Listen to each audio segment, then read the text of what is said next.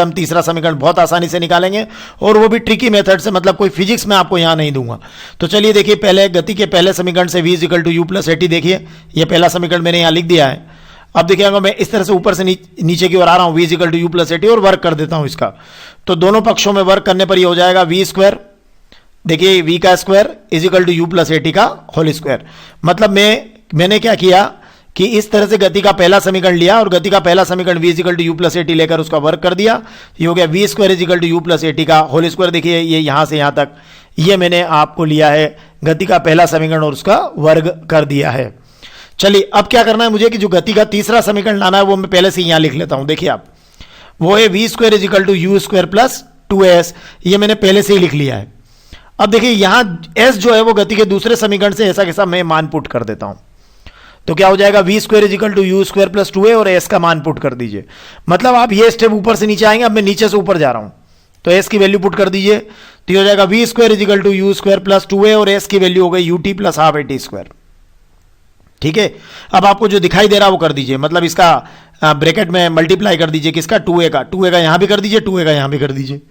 केवल 2a आगे लिख दीजिए, इसके भी आगे लिख दीजिए, इसके भी आगे लिख दीजिए। देखिए फिर क्या होगा, v square is equal to u square plus, देखिए 2a ut plus 2a into half at square हो गया।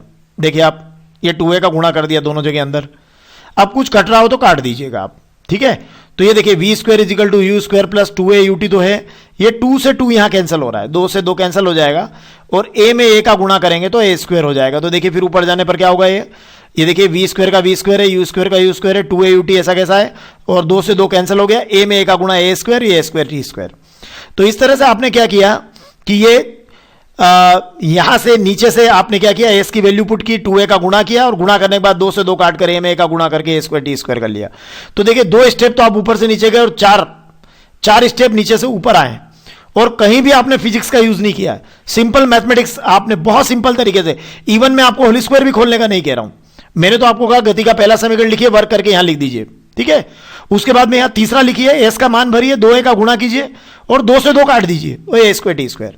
अब देख लीजिए गति का तीसरा समीकरण अगर ऊपर से नीचे आप क्रमबद्ध तरीके से देखें तो गति का तीसरा समीकरण आपका प्रूव हो चुका है, और आपको इसमें पहले से ही पता है कि ये v क्या है, तो v अंतिम वेग है, ठीक है। वस्तु सरल रेखा में गति कर रही है, u क्या है, प्रारंभिक वेग है, v अंतिम वेग है, a त्वरण है, और t क्या है, समय है, और वस्तु का विस्थापन कितना है, s है।